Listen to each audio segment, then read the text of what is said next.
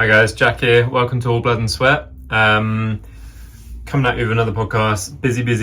Been away, so it's a little bit late. But yeah, I need to post more consistently to grow this.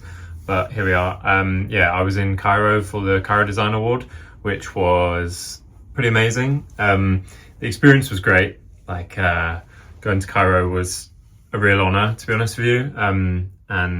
I was there with Dr. Isa Ghassan, who's head of the MA course at Coventry University, and we were judging like an automotive design competition, was a worthy winner for the Polestar Negative. It's really interesting because I think it's just nice when design is spreading, and the Cairo Design Award's been on for years, and Cairo Design Week as well. And they've got a strong history of architecture and fashion and product design and stuff. But when you get invited to the first year of automotive design, it really is a privilege, because it shows that another design discipline is growing in the area. And Egypt doesn't have a course or a product like a brand, but they have the talent. So I think it's about just kind of like spreading awareness. And I know the industry is not amazing at the moment, but especially in the UK, but I think design is about planning the future. So I think sometimes our industry, the car industry specifically, is a little bit short-sighted, and I think it has like a very quick reactive process, in the sense that as soon as there's some bad negative bits about the industry, like the car industry in general, then design takes a big hit, as we've seen in the last year. So I think when you are investing in design, you need to be thinking 5 years ahead. It used to be longer, and arguably it's probably even shorter than that today. It's probably like 2 or 3 years ahead. But I think you do need to really be kind of investing in the future and not being so reactive and stuff. And that's a good thing that I think with awards like this, where you are seeing an investment in the future from let's say new markets in car design. So that's really good. And I said it on stage, and I'll say it again: design is all around us in everything we do. Cars is just one element of it, and I think we take it for granted because we see them every day, and they're so polarizing, and there's no sort of right or wrong way to design a car. But depends who you ask. There's certain rules, but definitely rules are there to be broken. It's everywhere in everything you do. And I think even as a car designer, I get obsessed with fashion, interiors, architecture, product design. And I think it's really important as a design network or a design industry that we embrace sort of multidisciplinary, multi-hyphenated kind of designers as well. So even though the category was actually automotive and industrial design, so I think it's good to show people that are involved in like a mix of the two. Right, so onwards. As I've said before many times, so really trying to grow this. So if you can, subscribe, share, comment, engagement is great.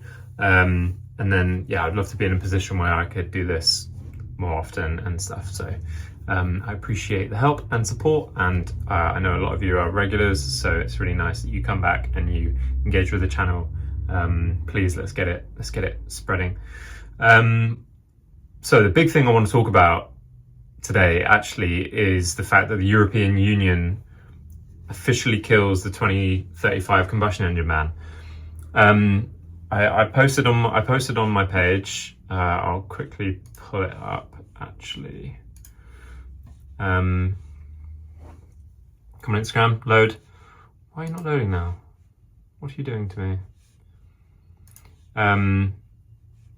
So I posted about how it's a huge win for the auto industry, because my point is here that and this is a reference from Car News Network, but it's with my captions on top. We now need e-fuels, which is the directive from the European Union anyway. Small EVs, Renault 5, Twizy, last mile delivery vehicles, like public transport, like maybe trams and stuff. That's not small, but it's a better impact, I think. Good hybrids, so like mid-range cars, family cars, probably will end up going towards hybrids, mild hybrids, more aggressive hybrids. But I think it's a really good way of doing it. Full EVs is just, as soon as the car gets too big, you need too many batteries, it's too bad for the environment, it's too heavy, really bad on brakes, really bad on tires. Where are you getting all the metals from? Where are you getting the energy? Where are you getting the electricity from? A lot of it, like, we're still getting the electricity from coal or abroad. So it's so short-sighted, the 2030 and then the 2035 rule was, that I think it's really good now that we have. I think it's been good that we've been pushed down the EV road to the extent that we can actually explore it to an extent where we can have multiple solutions. Because I don't, like I said here, not one solution for all. I think in any case in life, talk about like, like diets or something, or money. It's like everything is about balance. Everything is about having a mixture of all the solutions. You can't just go, oh, electric for everything, because infrastructure, we know, infrastructure, materials, it frankly does not work. So yeah, I think it's good. And I think it's also like regional. I can't remember who said it on which program. I think it might have even been potentially Richard Hammond might have said it in the past, where it's like about, or Chris Harris, I can't remember. Someone said about how maybe the strategy for electrification versus combustion versus hybrid and stuff should be region dependent, which is a good rationale, I think. Anyway, one thing I wanted to point out on the messages. Let's go back. Let's find this message. All right, so on this post, sorry.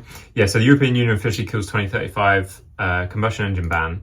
The European Union has softened its 2035 ban on new combustion engine cars, allowing them to be sold if they run exclusively on CO2 neutral synthetic fuels, a change largely influenced by German lobbying.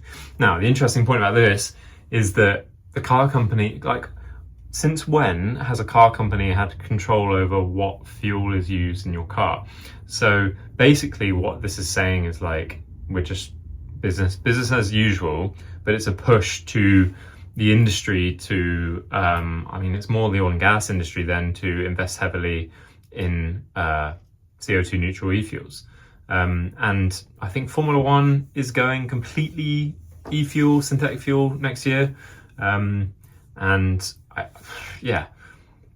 has invested loads of money into it. They should have probably bet on it a little bit more than doing loads of the Cayenne EV stuff. But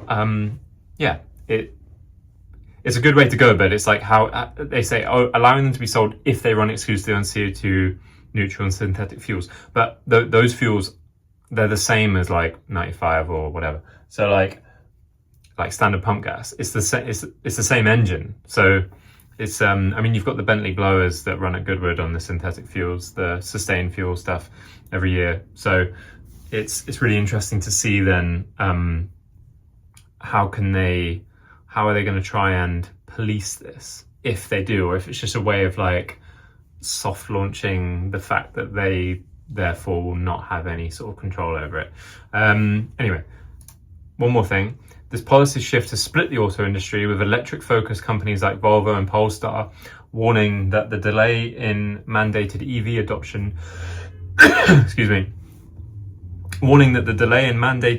adoption risks handing market advantage to Chinese manufacturers. Now, one thing that's interesting about this, and something I spoke about before, is that the Chinese automakers have the advantage anyway. So even if we go full EV, or if we don't, the Chinese car companies can still make an electric car on the road for sub 20 grand. We cannot do that as European companies. Like we lose money per car doing them at that cost, that value. And it's just like a sub £20,000, a sub £20,000 electric car just isn't really possible from the European Union. You've got volume, you've got, I mean, a lot of the Chinese cars are made by robots these days. Now, the quality, of most of them is amazing. Like, look at the Lotus Electra, for example. Like, the quality is incredible. Like, it's better than BMW or Audi these days, you know, so it's not like the Chinese have bad quality. It's just that they can make them a lot cheaper because of lots of different reasons, regulations, pay, all that kind of stuff, robots, you name it, volume, material supply. There's so many reasons. So also, this is kind of an interesting statement. I don't know how true it is even from Hypewit, but split the auto industry with electric focused companies like Volvo and Polestar, the same company and owned by China. So it's like, it sounds like you're just kind of trying to keep the door open for, like, wouldn't you want that? I don't know. I mean, maybe they still have their own operating, like Geely allows them to operate as their own companies, but I mean, yeah, I worked briefly for Geely in the past. I'm not so sure. So yeah, very interesting. Anyway, I think it's good, all in all, good for the industry. I think you shouldn't. It'd be like if tomorrow they said, right, no more eating meat, and then and then in sort of 5-10 years they went, actually, eating meat's not that bad for you as long as you you know, source good quality meat, go to the butchers and stuff like that, you know. And again, that kind of similar argument, it's kind of comes down a lot of that to cost and supply chain. So maybe with the car industry, like I said on my post, that a lot of these combustion cars will be for performance, and then you have to pay for it. I don't want it to be like a luxury thing necessarily, but that's why I think the bulk of cars will probably go hybrid, as I said. Okay, next big news is Jerry McGovern is gone. So how long was he there for? What was it? It was, go out of that.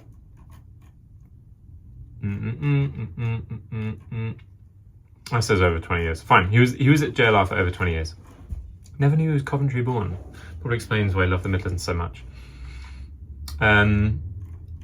Yeah, so first let's go over the news of it. I mean, everyone is blaming the Jaguar rebrand. I think, yeah, everyone hates the Jaguar rebrand. They went sort of, the pendulum swung so far to hyperwoke that it was kind of mental, and they just completely got rid of every single element of heritage that they've ever had. Jaguar, since they've got rid of him, are already kind of like going, oh, we love our heritage and stuff, and posting some more photos with the heritage, which is good to see. Now, I've seen the Type 0 in person. It's not horrific design. In principle, it's okay, but it has like some issues, which I think I might have mentioned before, but on like a quick Goodwood video, where it kind of has like, the black elements are meant to be kind of flush, but flush doesn't work on cars. When you make one panel out of metal and one panel out of plastic, it'll never be flush. So you have to design over under flush and decide which one it's going to be. And just, there was like awkward bits on the model where you're getting like highlights and shadow and stuff, and it was awkward. So yeah, like as a design, it's not horrific. As the branding, the whole rebranding thing, we know was a disaster. I don't think this is purely the reason why they got rid of him. I mean, they changed CEO. Oh no, he was the CEO. No, he was the CCO. So yeah, they changed CEO after Ratan Tata passed away, and apparently Jerry was quite close with Ratan. So perhaps Ratan was protecting Jerry for years, and now he's gone, Jerry's gone. I mean, Jerry's been extremely successful. We all love sort of the Defender design language. I like the Discovery with the with the asymmetric rear end. I mean, it's super architectural. It looks like a house, but I kind of like it because it's pure and different. Yeah, but it'll be interesting to see how they U-turn on this. Also, going back to the EU engine ban thing, I think the luxury electric thing just wasn't really working. Like, kind of, Rolls-Royce is the only brand that can really pull off charging 300 grand for an electric car, and even that's a struggle. They're offering discounts on them now, apparently, according to some news I saw today. So Jaguar trying to do it, from going from an XE to a luxury EV, is just, even if you have a year off car sales, it's just not realistic. You need to there's a lot of work you'd have to do there to make that a reality. And maybe he's a scapegoat for it. Maybe it's also just the change of bosses, and 20 years they were done, you know. I'm sure they'd be happy to, they've lost so much money this year, I'm sure they'd be happy to make a few million back. So that's that, unfortunately. Sorry, Jerry. What's next? Oh yeah, I did want to actually have a look through some of his previous designs. So in 1982, Jerry McGovern joined his mentor Roy Axe at the Austin Rover Group. He would then have to have the opportunity to design his first important vehicle, the MG EX-E Concept, a car with spectacular lines, as you can see below. This is from MotorIllustrated.com. Okay, MGF. Did he actually do that? I mean, you're a young designer, how much you doing? But yeah, cool. And then Freelander, Evoque. I mean, Jeremy McGovern's masterpiece. I thought that was Jeremy Waterman did the Evoque. Jez Waterman. This model was first project carried out under designer's supervision. The original designs attributed to Julian Thompson. Okay, fine. Lincoln MK9 concept. Show me the picture. Pretty cool. Wasn't that done under? I think that was done under Moray Callum, no? 2001, or maybe it's no. Okay, maybe Moray came later. Okay, this is what I really think is proper Jerry. Velar and Defender. Load! What is going on with my internet? Okay, there we go. Yeah, Velar. Okay, so like this is sort of prime Jerry for me. Velar and Defender. It's so weird seeing Defender with that massive plastic grill on it now. Was that the concept? Now I'm so used to seeing it with this all in body-coloured metal. Oh, did you see that Dakar Defender recently? I love it. Just that's all I'm going to say. Less successful efforts. Come on, website. Come on. Okay, they're basically talking about the. Oh yeah, the Evoque convertible. I saw one of these recently, and we were in the car. My girlfriend goes, "Someone chopped the roof off a Range Rover," and I was like, "Babe, that's a real car. Like, a brand paid money, many millions, to engineer that car and release it." I don't know who greenlit that. Very, very brave board member, unless it was Jerry himself. I don't know who was a board member at the time. Okay, and then the Type, so the Type 0 was in London, the red one, but I swear they were showing it even with some of the heritage stuff. Yeah, there we go. So they were even like, okay, ooh, guys, we do have a heritage. I don't understand why brands do this sometimes though, because like you show like a really successful, cool heritage next to something that arguably has no relevance to it apart from, I mean, it doesn't even have, is there even a leaping Jaguar on the new one? I can't remember if they got rid of that and just did that weird double J logo. That was the biggest annoying thing about the rebrand actually, was like the logo. I am getting a little bit bored of these minimalist logo rebrands. I think it's okay if you do have like a new brand to do it minimalist, but if you have like a classic brand, maybe keep some level of classic authenticity to it, you know? It's always authenticity for me. Always go back to authenticity. Right, what is next? So, the Esprit rewritten, Encore Series 1. Now these are guys in Chelmsford, apparently. I do want to maybe try and have a look at it. So whether you like it or not, whether you think, oh, it's cool, it's well designed, the details are nice, the interior is cool, whatever your opinion of it is, I'm not saying that's my opinion.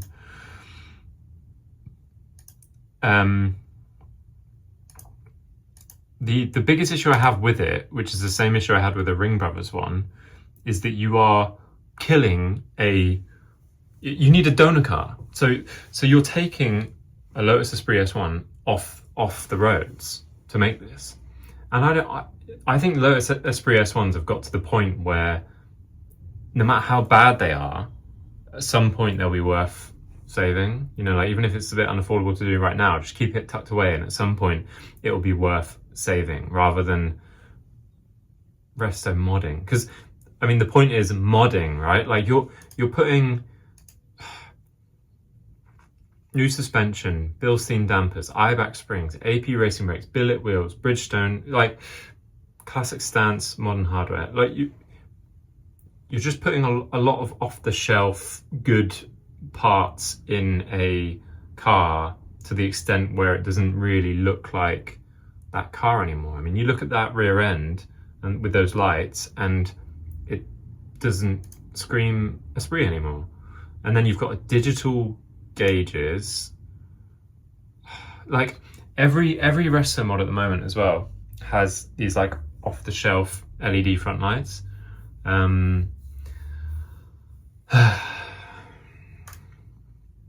Which yeah, pop-ups. I love pop-ups, super cool. But I don't know. It's just I have a real issue with like these resto mod headlights you see all the time at the moment. Is the Esprit a big enough icon to carry a resto mod this series? Also the price. Where is the price? 550k and a donor Esprit V8.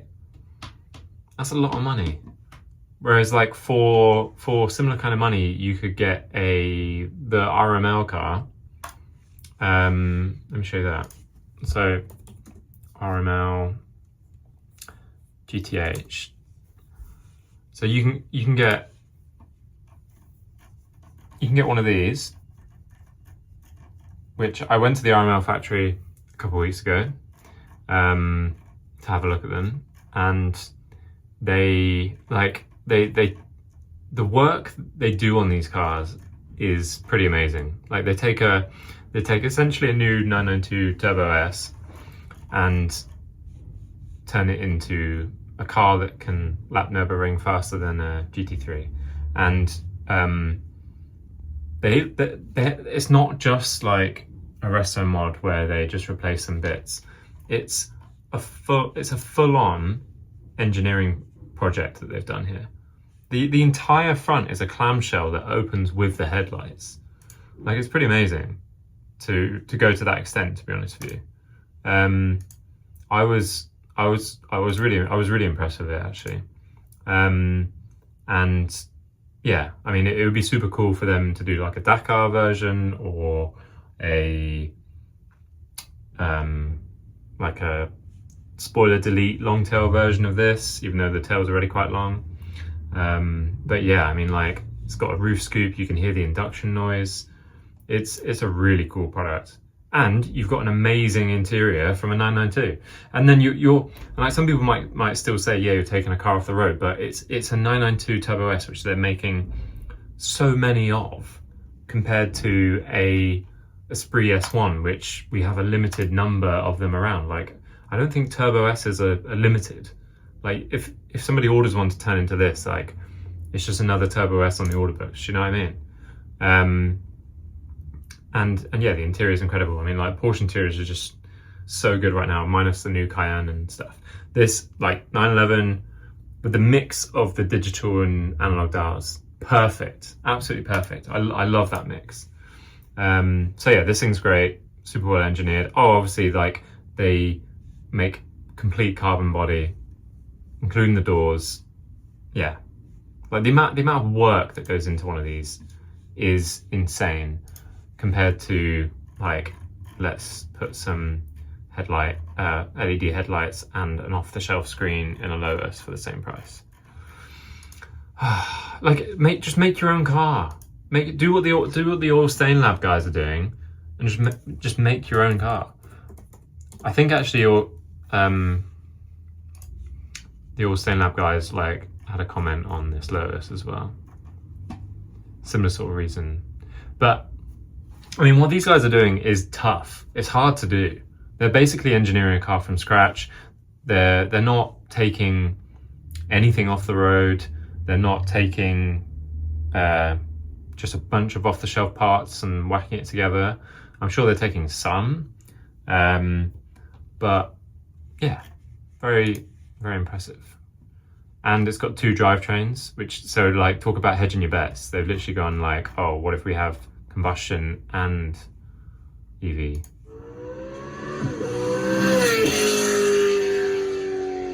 I hope the engine sounds real, not from Forza, because that's nice. Yeah, super cool. Power, go on then. What power have you got? Insanity can't be measured, but 12,000 RPM is a start. Good point.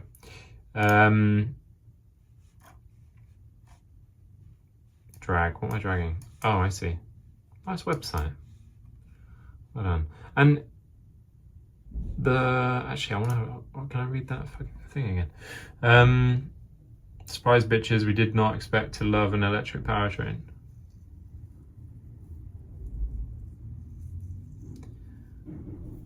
Our electric experience will make history proud, bringing wheel-melting power, chaos, and an intoxicating drive experience. Pick thunder or lightning. No wrong answers here. Pre-production images shown. Resurrected for one purpose. The engine looks older, no? Or is it just the way it's finished? Okay, that's pretty mental. So yeah, I mean, they've done something really smart where they've literally made a chassis that can take both. And I'm assuming it'll be rear-wheel drive only. There's the electric motor. That's probably the drive shaft. Some sort of attachment in there. That probably sits in roughly the same place that a rear-engined Porsche would sit. Yeah, so that's probably in the same location. That looks different height actually. That's up here. That's down here. Anyway, very impressive stuff that they've done. I don't know how to move on in their website. That's the only. All right, I clicked on power. That's why. Origin. How do you design a car unhinged from time and space? Beauty. We lost our minds in the mission to never compromise. Yeah, it's a good website. Asylum, what's this one? Asylum. Oh, right, okay, the interior, basically. Interesting way of wording it. The interior is really cool. It's like, definitely lower seating position, a little bit more like what you'd expect in a Ferrari, I guess, with that kind of like built-in seat type thing like you get in an SP3. But with very Porsche aesthetics, but without being too Porsche, which is good. I mean, that's what's quite cool about these guys compared to, say, Singer, you know, because like Singer made their millions or billions, however much they're worth, by again chopping up 911s, not a car that we're short of. Unlike, I keep saying Esprits are short of them. I actually don't know how many are on the road. But yeah, these guys have like essentially just made their own thing. I cannot express for people that haven't worked in a company where you have to like build a car how difficult this is to do. I mean, for starters, you've got to make enough to test them, crash test them, road test them. The money involved is crazy. I'm sure they're looking for funding if they don't have it already. They've had good press with bringing the 11 to Goodwood and stuff. So yeah, I wish them all the best. But they had a similar comment on this where it's kind of like, almost like, how dare you just put like standard, hello, why aren't you working? Put like the standard screens and stuff in there. Standard screens. Oh, what is this? What is this? Now, if I showed you a picture of this and asked you what product this was, what brand it is, what type of car it is, what would you say? Would you say it's a £550,000 plus donor Lotus, so what's that, 600 grand Esprit? What does the Renault 5 dashboard look like?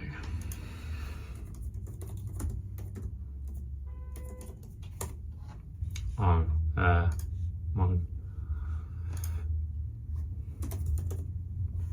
It's a problem when you just steal names from the past. I mean, yeah. Oh, God. I hate getting lost in people's websites when you just want one image. I can already see that this is going to look so much better.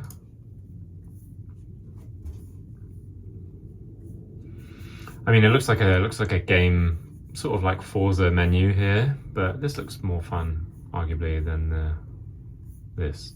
This looks like, I don't want to be too offensive. It's just not very nice. Do better for the price. Do better, or keep the old. What's wrong with the old ones? What's wrong with the old dials? Just rework them, tidy them up, send them off. For that price, send off the analog dials from before to somebody that can restore them properly. Do you know what I mean? Still in the Lotus theme, the first official photos of Lotus's hybrid SUV are out. Oh, God. If the Ferrari Purosangue had this front end, it would be a great car. I don't love the rear end of this Lotus Electra, but the front end is so cool. I think it's a really, really good looking car. Just gets better with age as well. So the fact that they've actually whacked an engine in it. What's changed underneath? Many technical specs have been kept under wraps. What is confirmed is the presence of a 2-litre turbocharged 4-cylinder engine producing 279 horsepower. So basically, same as the 718. We don't yet know the size of the battery pack or how many electric motors are on board, but reports claim the hybrid setup will deliver a combined 952 horsepower. I mean, what does horsepower even mean anymore? Do you know what I mean? With all these EVs and stuff, and the English roads allowing you to go 2 miles an hour, what does horsepower even mean? But putting engines in Lotuses is cool, and putting them in... I always said if I made stupid money on YouTube, which is not going so well, I would actually sort of buy a Taycan and whack a flat 6 in it, or the V8 from the Panamera, because I just love the look of the Taycan, and I just like the idea of sort of putting engines in EVs, just because it'd be fun. And I'm glad that they've actually essentially done it on the Lotus Electra, so that's good. I am here for it. Genesis came out with basically, I need to find the other one actually. Where's the other one? Some amazing looking performance cars. Let me see if it's on Car Scoops. Let me search. I'm a little bit late here. Late to the party, let's say. But Genesis.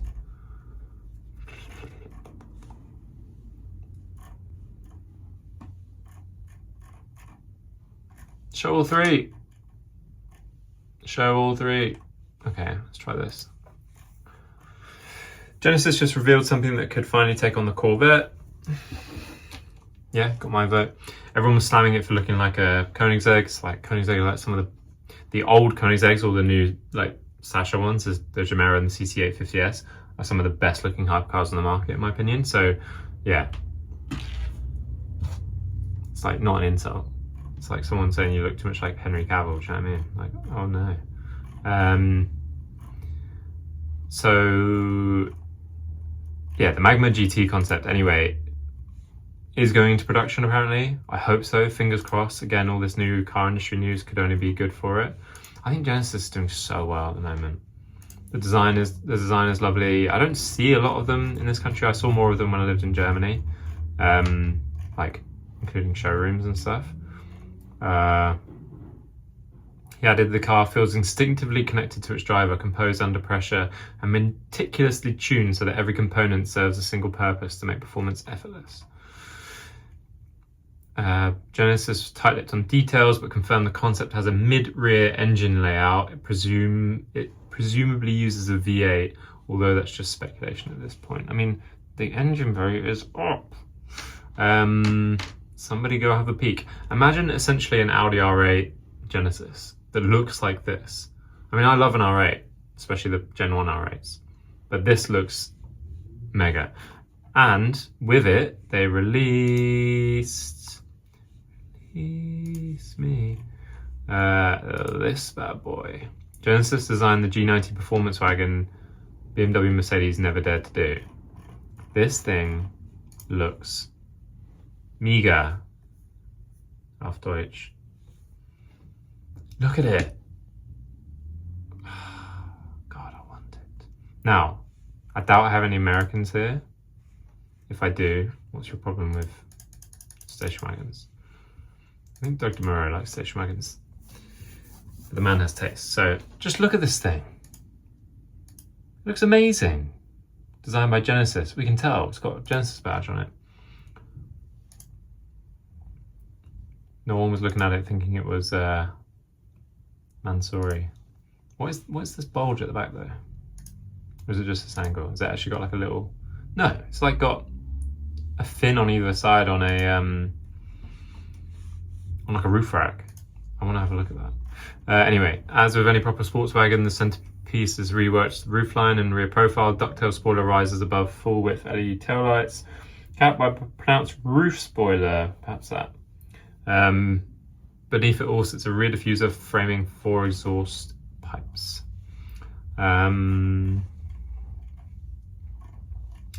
Will it enter production? The sexy wagon follows in the footsteps of the well-received G90 Coupe and convertible concepts unveiled in April 2025, continuing Genesis' quiet push to broaden its top-tier lineup, even if none of it is yet materialized in showrooms. Genesis going insane with their G90 wingback. Could not agree more. I do not want to open X. Okay, there we go. Look at that photo. Okay, yeah, so yeah, I was right. They're like little fins in the roof rack.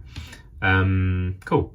I mean, hides the classic BMW shark fin aerial. But just look at the surface language on this and the control. Like, this is what a lot of brands are just not doing from a design perspective these days.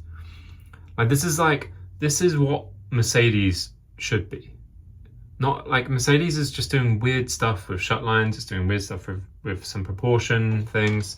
And I don't blame the designers. Like, I just think sometimes you get given a pretty strict proportion and a boss that's not willing to push it, and you just have to deal with what you've got. But then you look at something like this and you're like, this looks production. You've got like production aero around the rear shut lines. You've got all the sort of legal requirements on it. It looks very, very production to me. One thing that I think will be disappearing on quite a lot of cars soon will probably be these flush door handles, just because of safety. Like, we've had the issues with the Teslas trapping people, which isn't good, so that will probably disappear, I imagine, pretty sharpish. So yeah, super, super, super, super cool. What's that? GMR, the missing V8 piece. GMR 001 hypercar. What is this? The performance brain inside Genesis R&D confirms the engineers are already stiffening the G90 platform for a Magma variant of the sedan, and that directly enables the wingback and X Grand Coupe, whichever you fancy. Yeah, this one's also really cool. Like, if I needed one, I would like get that over a BMW any day of the week, to be honest with you. To be honest with you. So yeah, very, very cool. And then the Magma is incredible. Love it. It's kind of got a little bit of Ferrari, a little bit of Koenigsegg, a little bit of this, a little bit of that. Don't love the rear end, to be honest with you. Like, it's a little bit video game-esque, but yeah, It's very cool, the rest of it. Anyway, let's have a look through some DMs I sent myself for this video. Catch up on some stuff. If there was anything important to catch up on, not really.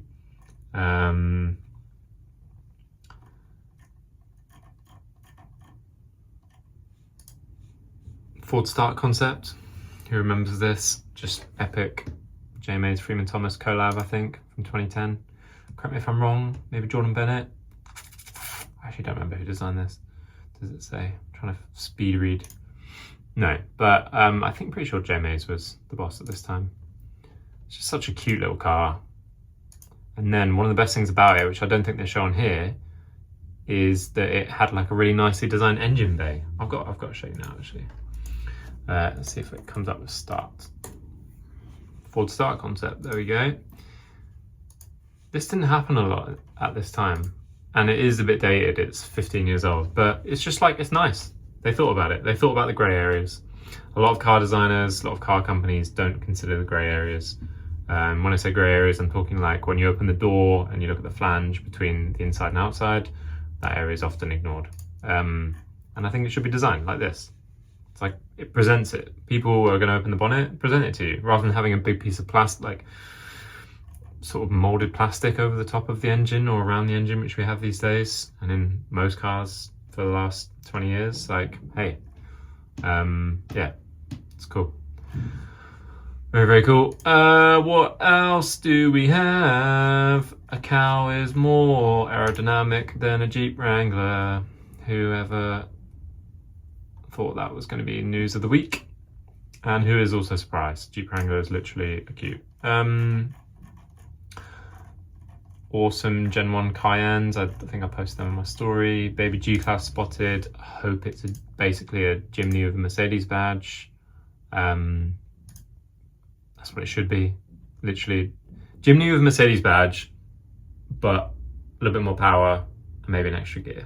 Because I had the new shape Jimny and I loved it, and I still love it. It's like and I miss it, but it was underpowered. You know, living in Germany where autobahns exist, with a car that has 100 horsepower and needs an extra gear is just painful. It's like looking through the window of a cake shop for me, looking at croissants. So yeah, the idea of having something that size, although it doesn't look so baby in these photos, I need to sit next to something. It's next to kind of like a Vito-y van in the background.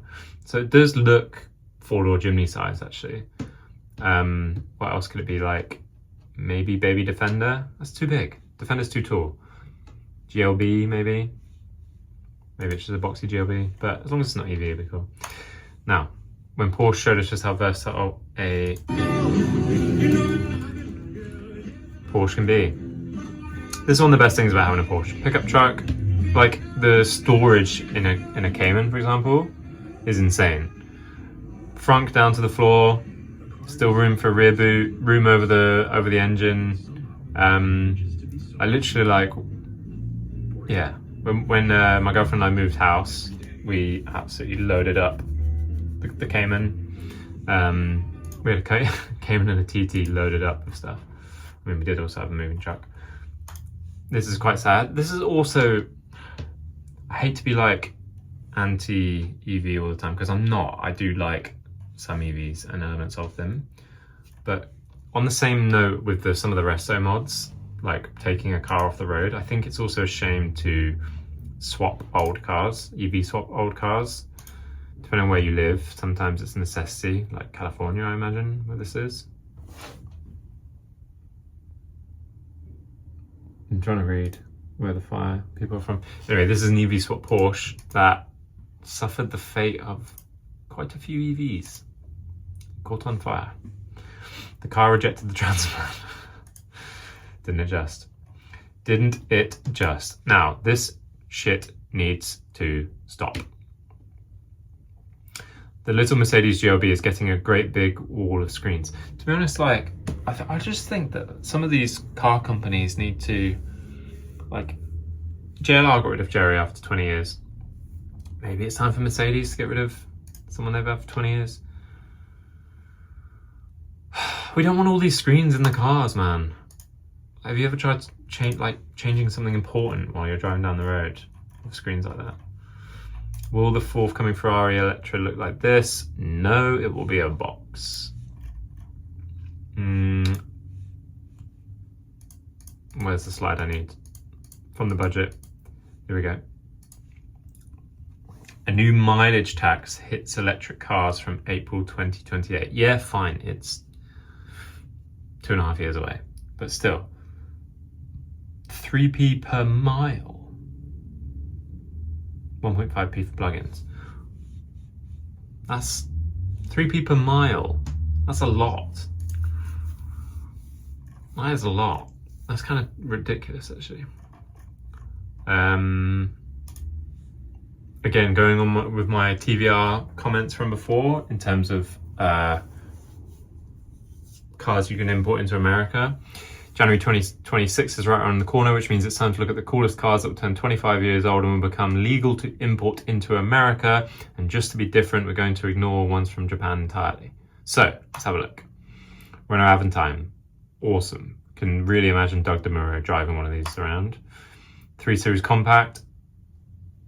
One of my teachers at school had one of these. I thought it was so cool. What was it? It was like the 318 Ti, was it? I think. Just like a cute little package. But then the 1 Series killed it off.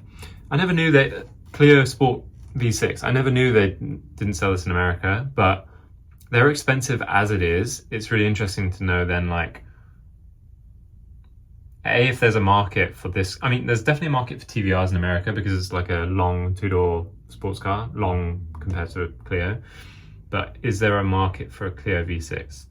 Can imagine Phil Toledano having one in New York, for example, but he's part Brit. Fiat Stilo, cool. Volkswagen new Beetle RSI, amazing. I love Beetles. I mean, I've never had one, never even driven one, but I just think they look.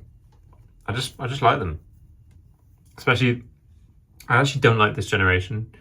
I like the old generation, and I like the last generation before they cancelled them. They made a like a June one. Let's see if I can search that. June. Yeah, I see this sometimes, and I'm like, that's quite cool. I mean, the one in the background's cooler, but that's also quite cool. The proportion is nice. It's well done, I think. I mean, if you want something distinctive and you want something that's different, it's nice. It's a nice, well done product. But, you know, I already drive a TT.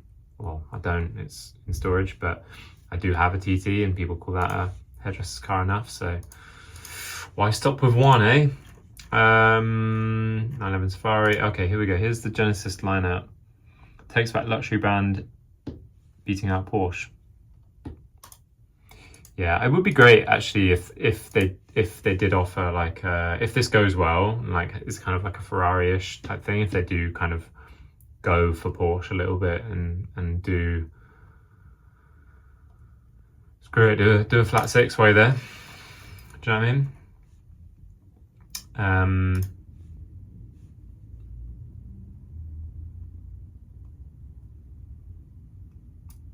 Just gonna use this here. So this electric MPV it like caught the bottom of the car. It just caught the batteries on like a pothole or something, you know, and then went up in flames. This is the issue with the door handles and stuff we were talking about earlier, and unfortunately people have died in Teslas, for example, because they just don't open in situations like this, and yeah, just turns into an air fryer. But not quite air fryer. While this case didn't involve door malfunctions, the incident highlights broader safety concerns about electric vehicles that rely on electronic door releases during emergencies. It's a big problem. People don't like talking about it because it's taboo. But hey ho. No, God, it's not that important. This actually kind of hurt me a little bit. Clarkson doing before we had indestructible Hilux, we had the indestructible 911.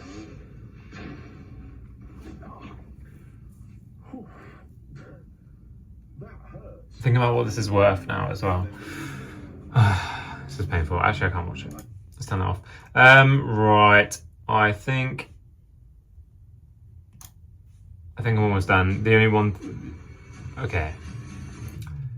BYD's released a new video of its Yuangwang UAL launching into the water and then sailing to the shore. Now, impressive if you find yourself in this situation often. I never have myself, luckily. However, the only thing that I noticed was that I think other people did as well, windshield wasn't able to guard the driver from water, just to showcase floating capabilities. One cannot break the glass at the front. Like, if you did that in a Defender or something, or a Volvo, like an XC90, like, yeah, it might sink, which probably is more an issue, but the windshield wouldn't break. Like, why is the windscreen smashing? That's not good. Also, actually, while we're on BYD, they're going turbo boxer engine. So they're not shying away from diversifying their offerings. They're not shying away from, they're not just doing EV only, like we expect them to do. Like they sell more products than Tesla. They've got one of the highest volume brands in the world. You expect them to just be EV only, but no, they're doing a boxer engine as well. So yeah, that's it. That is it. Don't need to talk about anything else again. I raised this the other day. Stop start is killing your engine. Turn it off. I put that on my story. It's true. I never have stop start on a car. Just, well, or whenever it's on, I just flick it off. Especially we've got obviously the Porsche's turbocharged because it's a 718. Turbocharged engines especially, like, it's just not good for them. It's fine if you're sitting for a while, like waiting for someone, or I don't know, if you're sat still for a while, it's fine. But if it's just every roundabout or traffic lights, it's not good for the engine, and you're just gonna reduce the lifespan of your car, which is never a good thing, and is arguably less sustainable to just take a product off the road and get another one, you know? So yeah, that's it. Thanks for coming to my TED Talk. That's all I've got to talk about, apart from that weird Aston Martin, DBS ogle. So that's everything this week. Please like, subscribe, share with your friends, tell someone you love them, and I will see you soon. Thank you. Bye-bye.